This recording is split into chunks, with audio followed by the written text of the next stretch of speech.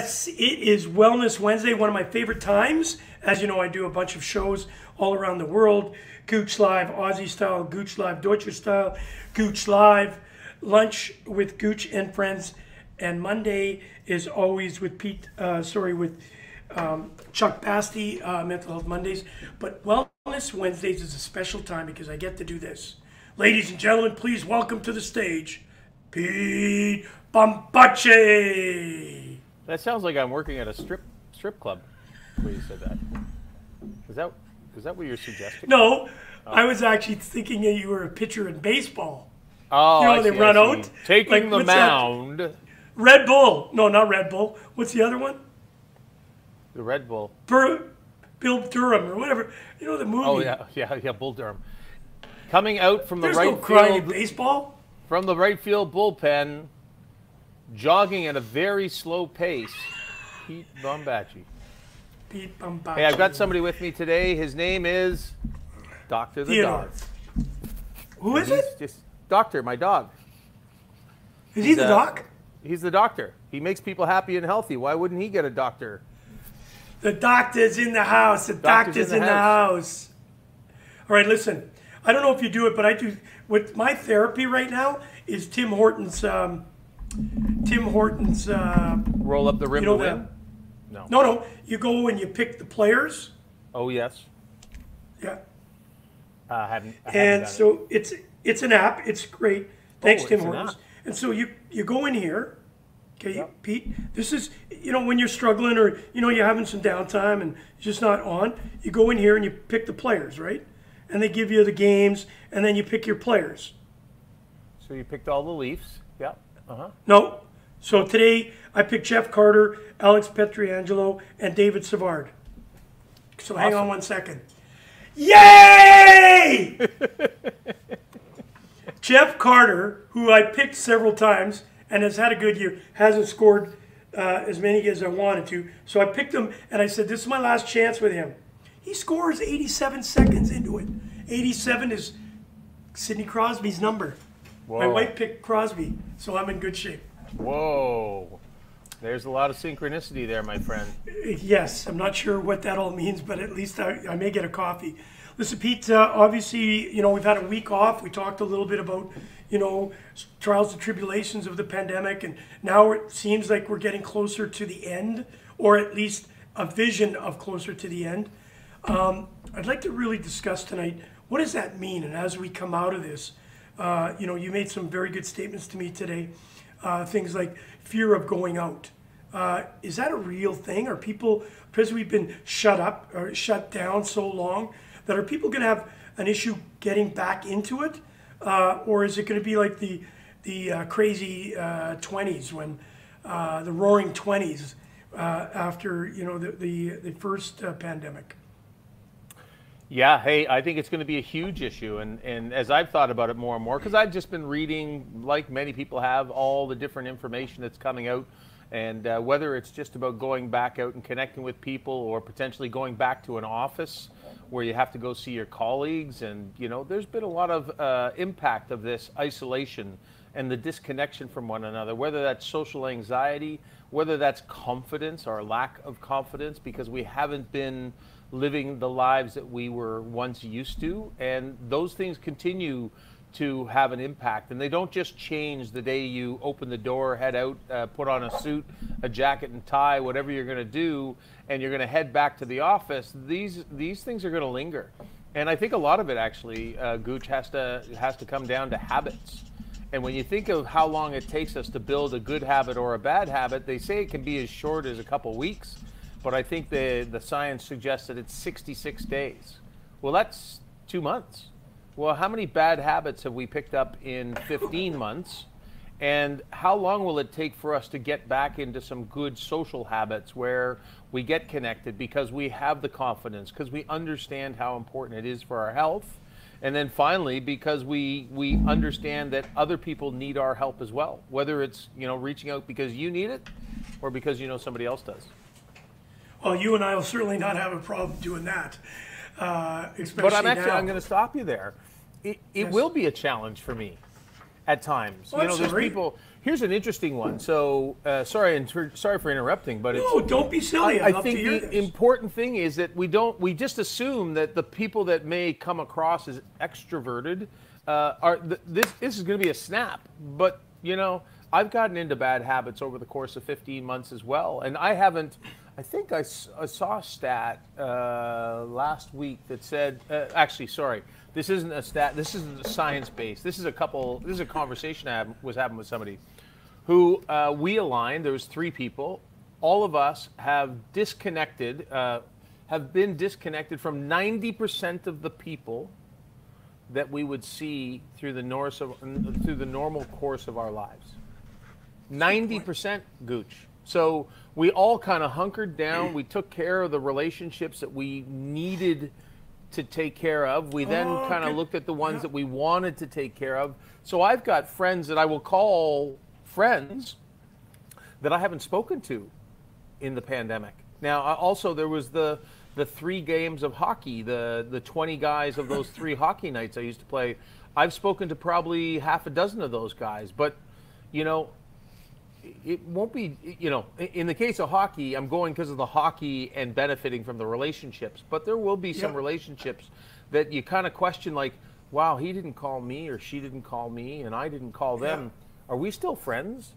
Do they like me?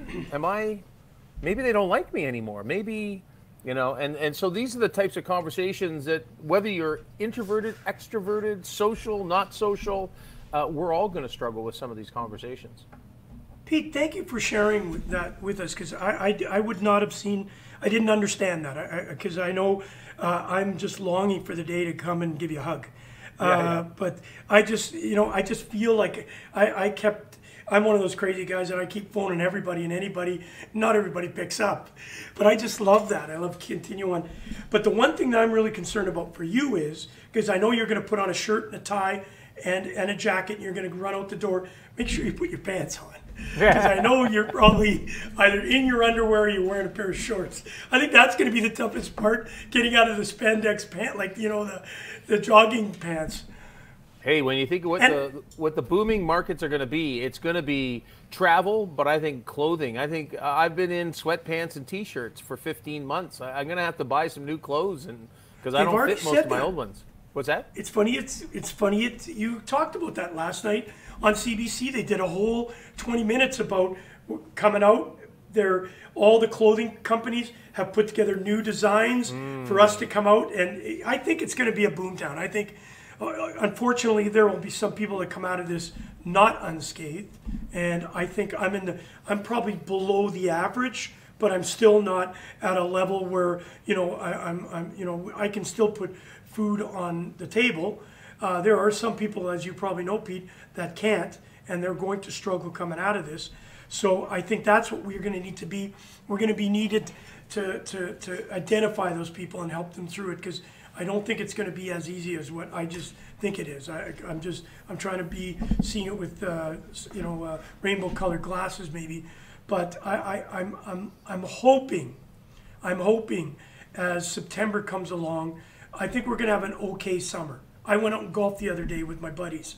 I saw that. I saw a beautiful photo that looked amazing. Oh, it was unbelievable. But what's amazing is, Shoot for a Cure, Barry Monroe, had booked a golf tournament for June 14th a couple of years ago, and we moved it.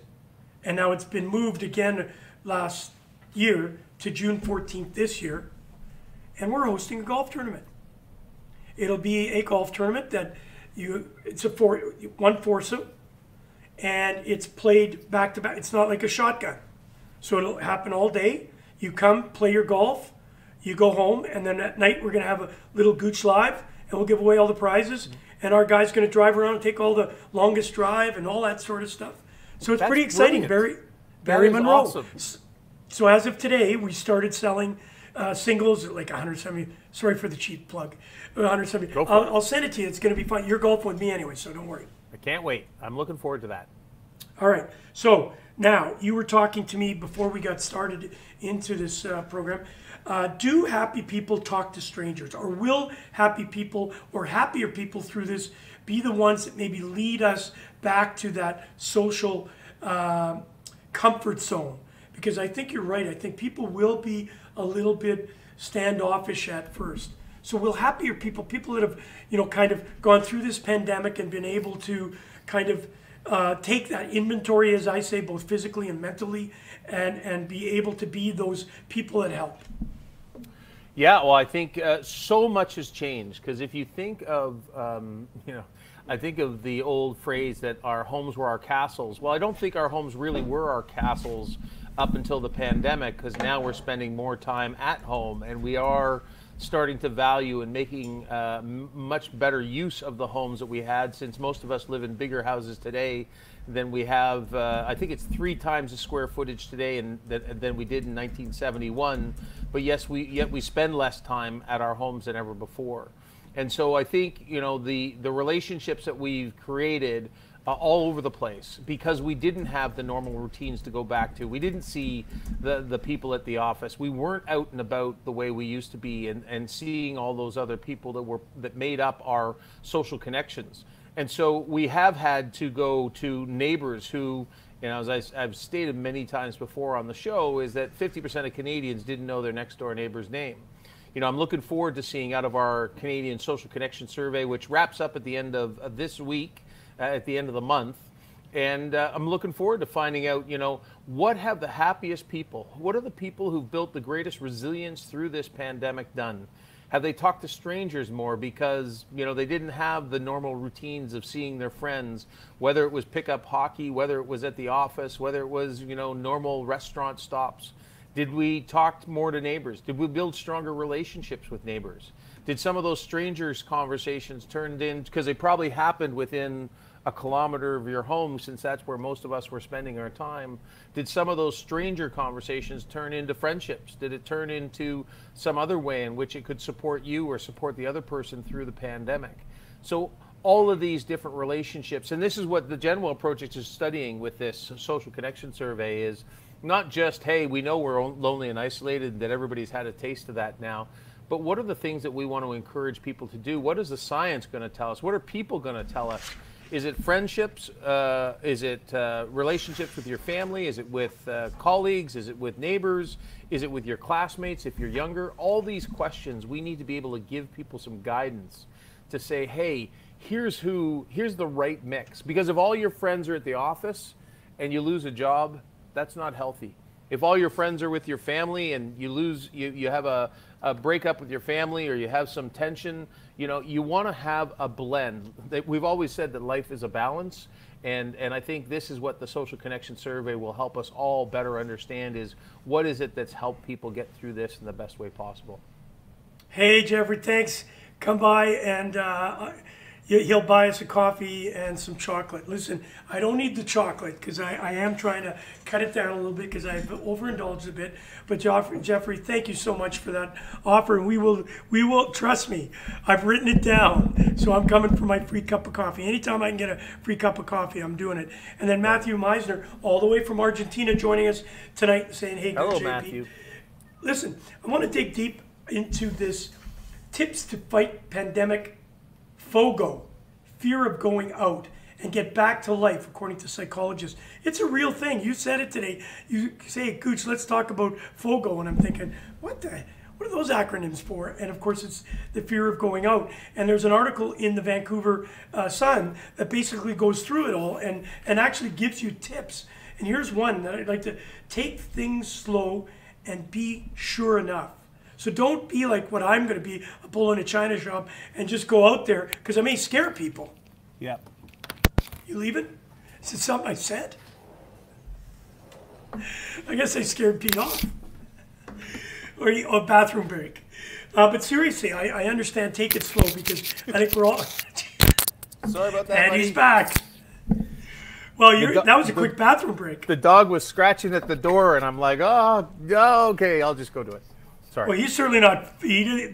Doc doesn't have a fear to go out. He's already. No, out. he's not. He's not afraid. So talk to me about that. Obviously, it's real. So take things slow, as you mentioned, Yeah. because I think somebody like me, maybe with that personality, rushes into it, and people may be standoffish. Hey, what's wrong with this dude?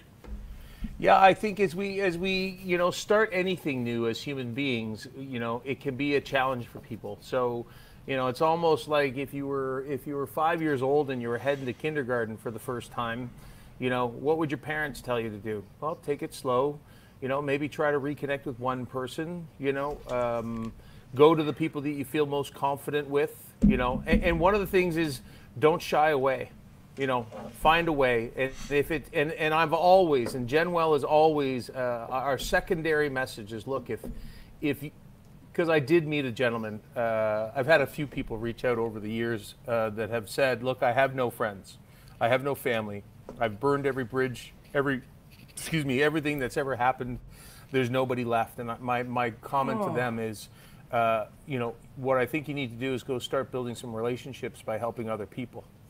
Because I think that is one of the most beautiful ways that we can all build stronger relationships, not only in helping people and recognizing the value we can contribute as human beings, but also working with other people who wouldn't be there unless they were an empathetic, compassionate individual. And those are the type of people that we all need more of in our lives, so that we know that during the ups and downs that we'll have people there for us. So, you know, as we go through this, if it is a big struggle and you can't find anybody, you know, maybe the opportunity is to see how you might be able to help somebody else. Maybe it's to go and see an elderly person, a handicapped person. Maybe it's somebody else who's struggling, you know, because they got kids that they're homeschooling. You know, a knock on the door of a neighbor to just say, hey, I just wanted to call and say, or knock on the door and check in on you. So many simple things that we can do that don't require, and I'll even, you know, to our conversation about strangers. The reality is, for some people, the opportunity to connect with a stranger is good for two reasons. Number one, you can feel a sense of belonging to your community because you see somebody, you say hello to them. But number two, there's no commitment. You know, when you say hello to a stranger, you can stay or go. So if you need a sense of belonging, but you don't want to engage because you're too intimidated by it right now, take some baby steps. Maybe talk to a few strangers. Go to an area. Go stand outside a Starbucks and just say hello to people as they come and go. No commitment. They got their coffee. They're walking away. You know, so many different little things that we can think about as we try to get back to the connections that we all so desperately need. Hey, listen, I think we can start selling ads here. We're going to Starbucks, going to Tim Hortons. Yeah. Hey, listen, you know, that's why I fell in love with you I got a man bro, or what do you call that thing? A man crush. Because you and I went to Toronto Haven with your wife and my beautiful wife. And I saw you on the line cooking with me, and we were in the trenches helping. And the smile from ear to ear just shows me the character and the big heart you got. And I loved it. I can tell you, I am looking so forward to getting back there and doing that because of the camaraderie we built, not only with you and I and the, you know, our wives, but with the staff there and the people. They were, you know, you think that you're going into a men's shelter, that everybody's going to be down and out. It was a very fun afternoon. Yeah. And I think I got just as much out of it as the people we were serving the food to. Hey, I was just going to make that point, which is oftentimes we think that when we volunteer, we're doing it for other people. I call it the dirty little secret. The dirty little secret that oftentimes we volunteer because it actually does a lot for us as well, which is even more of a reason for us to all think about on the other side of this pandemic. And I think a lot of people have sought greater purpose in their lives through this pandemic because we had much of the work. Many people had the work that we did each and every day come to a halt or change dramatically. And that sense of purpose being our work, our financial status, our status in the employment, many of those things have been changed. And so what we all need to recognize, and Maslow said this right from, you know, his hierarchy of needs, early 1943, is that, you know, self-actualization is, in my words, my version of his words is when we recognize that life isn't about us, but what we can do to help other people. And so that's what it's all about. So, you know, on a previous show, we talked a little bit about this one, where you should take time out and be negative, deal with your inhibitions, deal with stuff that's bothering you, and not just letting it linger. And in this article, write down your fears and have a mantra. right now as we come out of this? What do you most fear? And I'm going to ask you, Pete, what do you most fear coming out of this right now? And once you've answered that, tell me what your mantra is going to be when we are out. Wow, that we should all have this question to share with all of our friends and family, and not in a challenging way, but in a, hey, here's a great idea. You know, what's your biggest fear, and how do we create a mantra that helps you get through it? And so that's a great question, Carrie. And I'm going to say, it's all the people who I respect highly it's what I said earlier, because frankly, I'm talking from my own personal experience, which is the people that I haven't spoken with, that I love dearly, that, you know, again, and this is no different than in normal lives, is after you've gone a certain period of time without talking to somebody, sometimes we start to question whether, well, geez, it's too long now. I can't call them now because, you know, they must be too busy, or you don't get any of this, eh? I think I'm a bull in a china shop. Yeah, you know, and there's a psychology out there for most human beings, non-Carrie Goulet like. I'm sure I'm not alone. Yeah, of course. Because I don't want you to think I'm weird. Hey, you know, social connections on a spectrum. You know, we got the introvert at one end, we've got the extrovert on the other end, and a whole lot of people in between. And so good point. For me, it's about and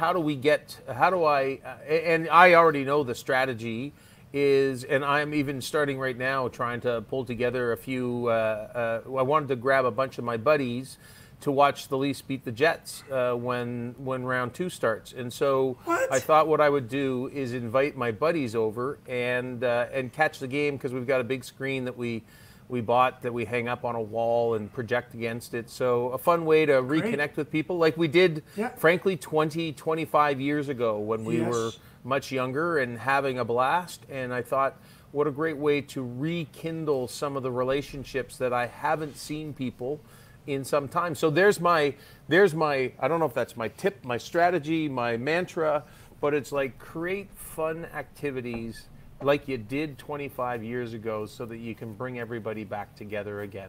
And so it's not about, hey, Carrie Goulet, I want to see you, if that's something that you struggle with, but maybe create an occasion that makes it a fun way for people to come together, because we're all going to be looking for ways to come together. That is you. You are the Jan Wild Project. You are all about connecting, and that's so vitally important.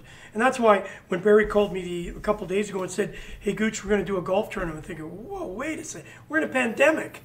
And he said, look, of course it called me. They've got the tee times. People can book them. Try and get a tee time somewhere right now. And I thought about it for a few minutes, and I said, what a great opportunity to invite all our friends. It's not a lot of money. It's an opportunity for them to get out. We can wave at each other, because, you know. So I think it's really, that is a fascinating idea of creating an event once we're out of here and getting those people that we haven't had an opportunity to speak to. Here's another good point. Take a few minutes and visualize. So right now, what you've just said, sit back and just say, okay, where am I? Because we do this, most people do it. I'm kind of out of this, my pant leg, or my, what do you call that? I'm usually out of my pocket of my pant with my planning. But planning should be now, take it, okay, where am I going to be in 3 months? So take a minute and visualize that. Where, okay, it may change because we've had to pivot so much, but just take a few minutes and see some positivity in life. Because it is, you know, every time you turn, as I mentioned to you, I turned the TV on just before I came down here, just to, you know, see what was going on in the world for a few seconds. First thing that pops up, the epidemic with opioids, and now, you know, how many deaths are going on.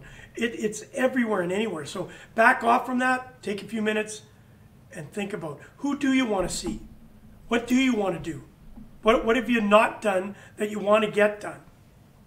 Yeah, maybe to the point about who do you want to see, maybe it's starting to write a list now. And maybe it's actually about being proactive, because that's what you and I are all about, which is write that list and maybe start sending out some notes to people to say, hey, I'd really love to see you when this thing is over, so let's make some plans. And so that's not an immediate, fearful, and that is can be a challenge for some people, but because it's not about, hey, I want to see you and I want to do it tomorrow or next week, and that person may be busy, it's like, hey, I'd like to see you down the road when this is over. Let's start making plans now. And so you can start being a little more proactive. The other one might be is if doing one-on-ones might be a struggle because of the intensity of a conversation with a friend you haven't seen for 15 months. Maybe it's about grabbing a couple people. Maybe it's, for me, it might be getting together with a team. Maybe it's about gathering with and not even buddies. going on the ice, just not going on the ice. Maybe we can't, hey guys, we can meet in the parking lot and we can, tell our wartime stories of what we, how you played last year and that you were -6. Yeah, and I think I love the line I once heard, and I think it certainly is relevant now, which is, you'll never know how little people think of you until you realize how little they think of you.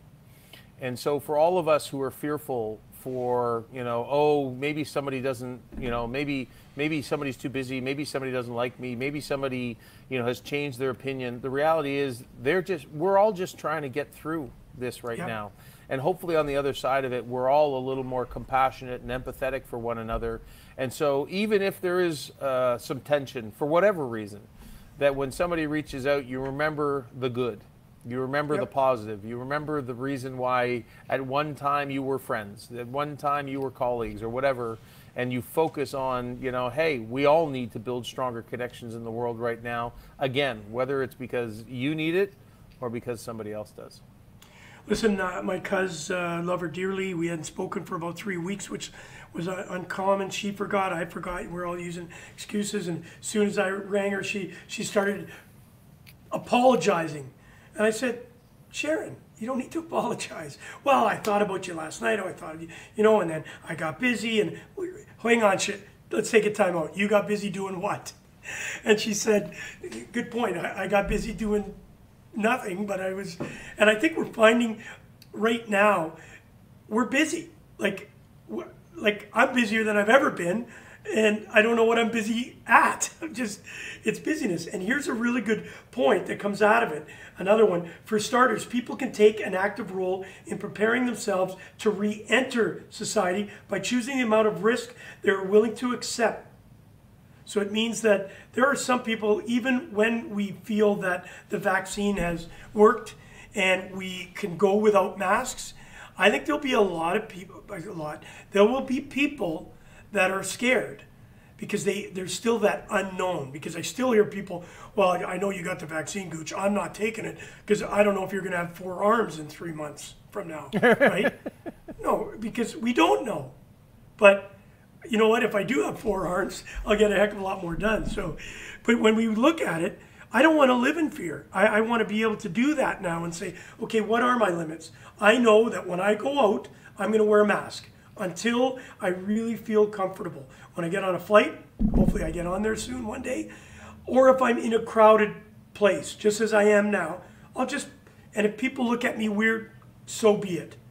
But it's my life, and I want to control the way I feel, and I'm going to feel more comfortable with that mask going forward.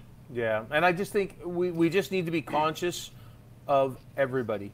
However you want to look at the world, everything's on a spectrum, right? So there's the anti-vaxxers up to the people who were the first in line.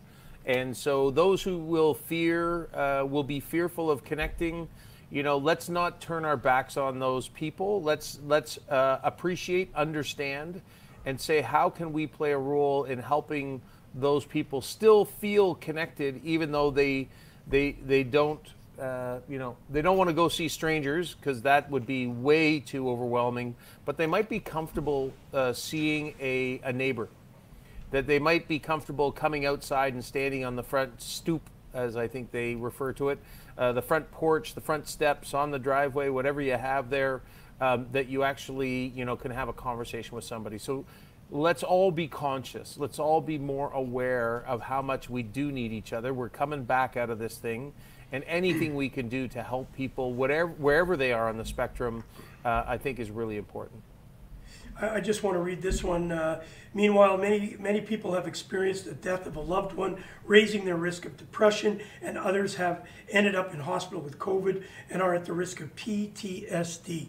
Now, a lot of people don't realize that these traumatic experiences we're having, obviously death is a very tragic one, but also if you've gone through all this fear that we've had, all the way up until now that we have the vaccine, and even still when we have the vaccine, we're still scared. And that can create PTSD, and a lot of people don't realize that. It's the effect on the brain. I was listening to a program, and the lady was on there. She was in tears saying how she was a non-believer and that, you know, this was all a hoax, and that she was totally against you know, the vaccine, and then she got COVID, and now she's a long hauler, and now she's out there. They're using her to kind of say, you know, it's like those terrible lung you know, cigarettes and all that sort of stuff. We go from one spectrum to the other, and I think we have to be tempered. I think we have to, for each one of us, have to, whatever our beliefs are, we have to hold them true to ourselves. And if Pete, you like red and I like blue, I got to learn just to accept that you like red. So that's it, right? I'm not going to try and convince you to like blue. So whatever our belief structure is, we still can be friends up until a certain point if it's crosses lines and that. And I think that's what people need to understand, that we need to get within ourselves and understand that we control our own destiny and we control our own emotions. And I think some of the biggest problem with social media and this connected world that we got, I know you do connected because you want to connect physically, one-on-one, and be able to talk with people. Right now we're all connecting through these things, through the laptop. And so that's my fear, is once we get out of this, you know, people will have been scarred, and we've got to be careful and help them through the issues that we don't see visibly. Because it's one thing when you're physically disabled or you're sick, you can see it, but I think there's going to be a lot of mental issues that we don't see. Yeah, let's hope that on the other side of this, that we are all a little more compassionate to one another, and that we don't race back to the old ways of living where, you know, we didn't have time, we didn't make the time to go see, and frankly, we didn't talk to our neighbors, we didn't see our seniors, we didn't, you know, we weren't spending time, our kids were scheduled to the nth degree so that, you know, we could continue to work later and later. I think this has been a wake-up call for many to say, hey, you do realize that we were all put on this earth to live life, and life is not about trading your hours in the day away for money. Yes, we need to make money, and I'm not a what's that? I'm a pragmatist, maybe a bit of an idealist, but you know, at the end of the day, figuring out how much money you need, what the job, what you're willing. They say there's going to be a massive phase of people quitting because the amount of time that they've been asked to do work through the pandemic has not equated to, you know, any increases in pay or other forms of compensation. And now the equation is out of whack. So now people are going to make the decision to say, look, I'm not willing to trade my life away for any amount of money. And I think it's a bit of a wake-up call that we're all getting, which is, what is it that actually makes us happy, and what do we need versus what does our cell phone tell us we want, because we literally are watching people's human highlight reels every day. And that is just consumerism, commercialism, all those things, and we can find a much happier place when we're not seeking all those things 24 hours a day. Well, I think you're absolutely right. I hope that's what we've learned from this. And obviously, when you make a mistake, let's hopefully we've learned from it so that we can come out of this with a very positive attitude. There's a lot of good. I know there's a lot of bad, there's no question, but there's a lot of good that can come from this. And now it's time for what we need to do, is what the Genwell Project is built around, is let's connect. When we do come out of this and we're able to visit, you know, especially the senior homes, now that we've seen what we've done, it takes 5-10 minutes just to pop over. Again, I don't know if they'll allow it, but I certainly did it when my mother was alive, and I think they would appreciate that we would take time out to be available for people. And I think that's been, I think you said it best in the way you kind of show our lifestyles with the larger fences, bigger cars. You know, I live in a 5-bedroom house. there's only two of us. Like, honestly, why am I in this? I could literally, but now that you saw my mound of jerseys, and we're going to leave it on a very positive note. So you saw this pile of jerseys that I got. I took bags and bags of jerseys out, and now I'm kind of taking them apart. And I found a Winnipeg Jets jersey and a Toronto Maple Leaf jersey, and I threw them in the same pile. Because I know now our friendship is going to be tested in a couple of weeks. Well, probably a week from now. But I'm going to, and you know what, this is probably the next show. And what I'm going to talk about is the importance of connecting. You know, when you talked about red and blue, we're always going to have a laugh over Jets and Leafs. And, you know, and we know that there's some people who won't have a laugh over sporting competitions. That it is, you know, I've heard of stories in some NHL cities in the U.S. where, you know, you come in with an opposition jersey and you can plan on being punched, have stuff thrown on you and other things during the course of a game. And this extends far beyond sports. This extends to political preferences. You know, we all need to recognize that the only world in which we all have an opportunity to live and thrive, whatever thriving is for you, is a world in which we are open to listening. And not by tweeting at each other. That's not the way you solve problems. But I don't care what the challenge is. We can overcome anything if we can bring people together. But we've created a world where we are more disconnected at a time when we feel like we're more connected than ever before. Because we're disconnected as human beings, and we're only connected as, you know, as technology permits. Yeah. So that's a bigger, because I did send you something today, and I had wrote it down before I sent it over. You know, whether you want to talk about creating more empathy in the world, which is, you know, more caring, that comes through human connection.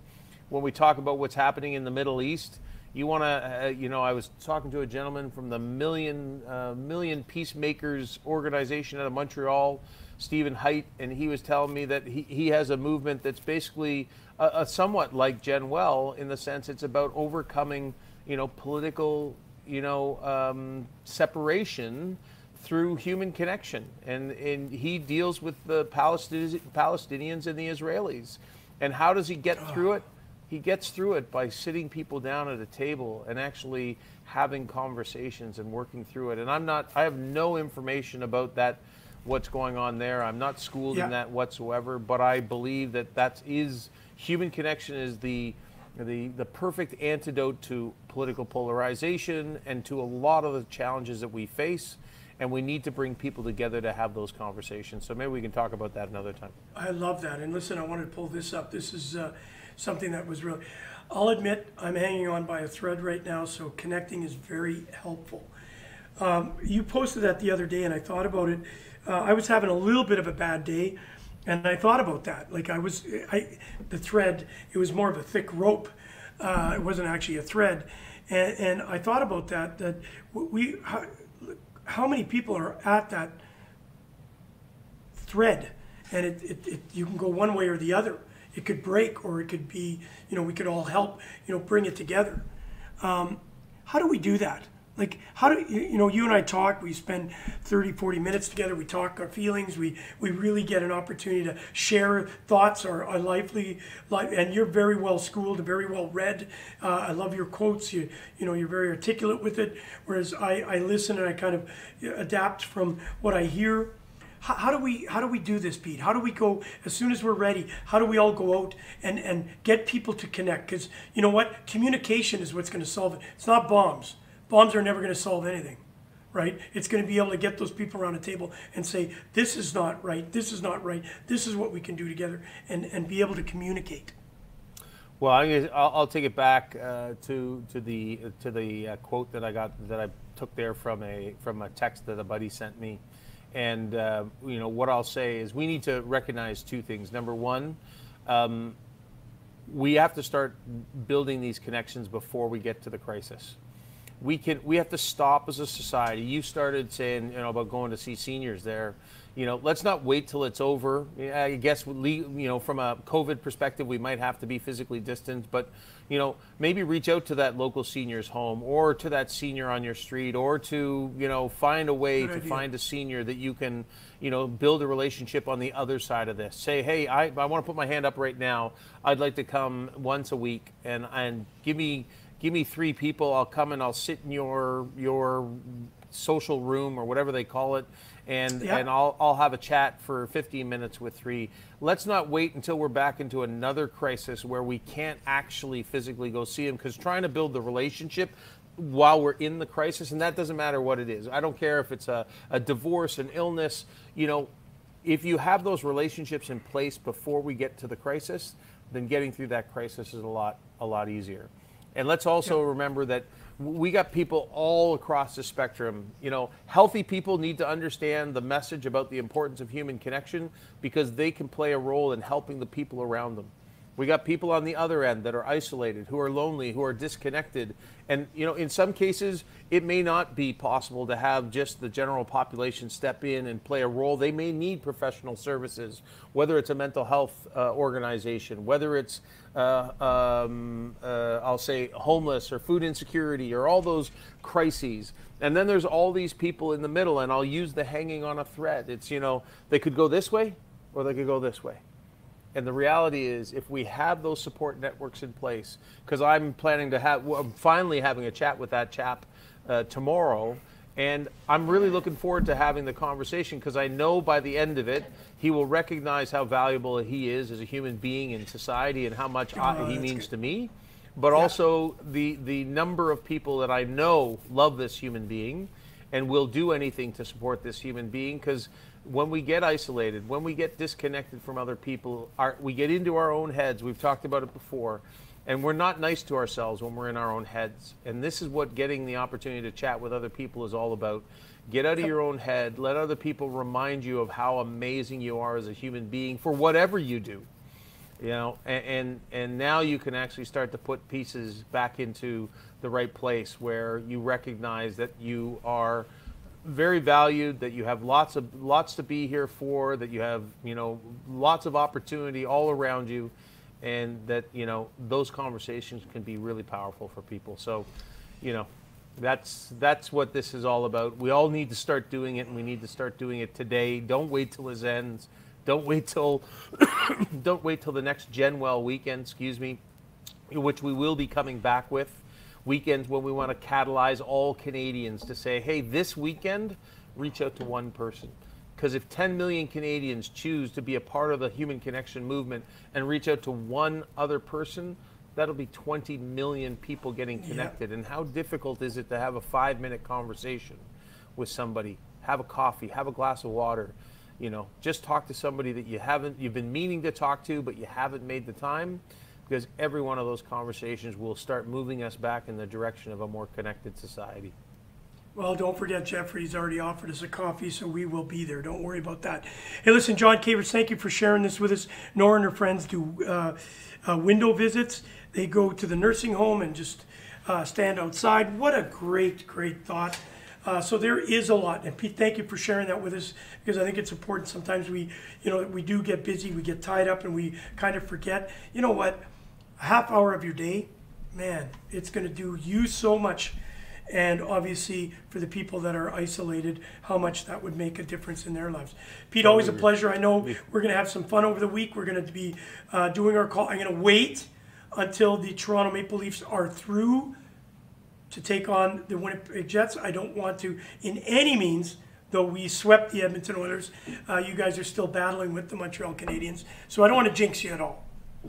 Well, I look forward to the endless chirping that will happen over the course of the 2 weeks or however long it takes. Because, a sweep. Again, that's an amazing part of sports, is how it brings people together to have a laugh as well as watch the game. So, thank you, nobody brings people more together than Pete Bombaci and the Genwell Project. Thanks, buddy. See you next week. Thanks, buddy. Take care of yourself. Go Jets, go. Whoa, hey, whoa. Go Leafs, go. Oh, he's a piece of work. Look at that. He ran. He ran. He didn't let me say anything. Hey guys, thanks for taking some time out. I know it's it's hockey night in Canada. There are a bunch of games. Well, they're all in the States right now, but there are a lot of games going on. Thank you for being a part of it, John, Al, Geoffrey, and all of you.